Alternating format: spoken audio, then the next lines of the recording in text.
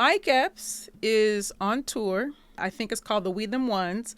If you live in an urban city, you've definitely heard the advertisements for this tour. It's him and a bunch of young or emerging comedians, which is awesome. But I didn't expect to hear this. Mike, cut it out. Mike Man, Epps you know we fuck with you. Mike Epps Club Shay Shay coming this year? Club Shay Shay? Uh-huh. No, I ain't gonna do no Club Shay Shay. I know y'all had to sit down. Shannon Sharpe, y'all got to bring some white men on here and grill them. You can't just grill black people. That shit ain't right. I know we make money off clickbaiting and shit, but clickbait them white folks. Get some of your NFL players that you know was fucked up, get them on the show. Because That's real. Cat Williams, that shit he did, it was good, but it was bad. It was good because we enjoyed it, but damn. Man, he hurt them dudes' feelings saying all that crazy shit. We gotta balance it out, man. Shannon Sharpe, if you're listening, we want to see you interview some of them football players, some of them white football players that was in the NFL that was fucked up. Not on no race shit, but you can't just interview black men and let them pour out all their pain on television on these podcasts, man. That's some bullshit. You know, because we more than just problems. We everything, man. We got talent. You know, we got families. We're entrepreneurs. We all of that. So we have to keep shedding the light on the positive part of that.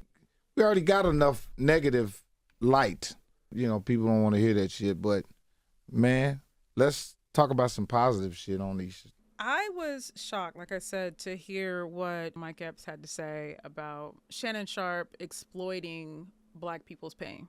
I'm pretty sure if I were to do a deep dive, then we would find tons of people who would probably agree. The interview with Cat Williams was both good and bad. It felt like it was right on time because 2024 did feel like a year of just people pretty much tired of celebrity culture. I really think it was coincidental, but it did inspire people to be honest. A lot of that honesty was negative. When I think about the Cat Williams interview, there's a lot of negativity. He lit a lot of people up and people were excited to see that. To be quite honest, no matter how I approach this YouTube thing, the things that get the most interest are the negative stuff, the gossip. Anytime I even try to do something like unbiased and down the middle, it's not going to chart as well as conspiracy.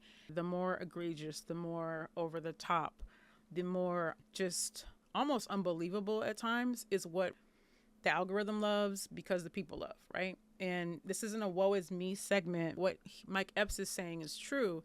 A person who, by the way, is a one-man show. Comedians pretty much get up there and they decide what journey they're going to take you on. From a person who's been a storyteller for decades, when he's saying, hey, I like what he's doing, however, he's profiting off of the negativity and a lot of painful experiences, a lot of beef and stuff. Those are like some of his highest ranking videos, obviously, if you were to go back and look, is based off of drama.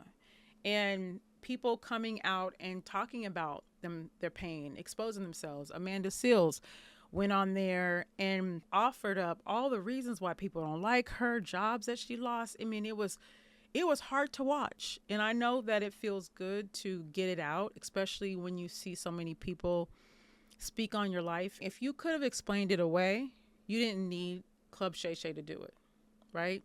So you are a person that people misunderstand often or enjoy misunderstanding on purpose. For people like her who are polarizing, or even like Monique that went on the show, there are a lot of people that just were floundering beforehand, and their appearance on the show made things worse. So I agree that Club Shay Shay can be a negative place. Shannon Sharpe is able to do whatever he wants to do, just like I could do whatever I want to do on my channel. So I'm not trying to tell him anything. However, if you are going to report stories in our community, a balance is nice because unconsciously you cannot create hope in a situation where it's consistently pain. That's just my thing. Like, give us something to shoot for, or give us a break. Like, this week is they shit. Okay, they going through it. woo, all right, not a story about racism today. Thanks a lot. Like sometimes when we hear other people's stories, it gets a little overbearing, just like that rant. At any rate, let's move on.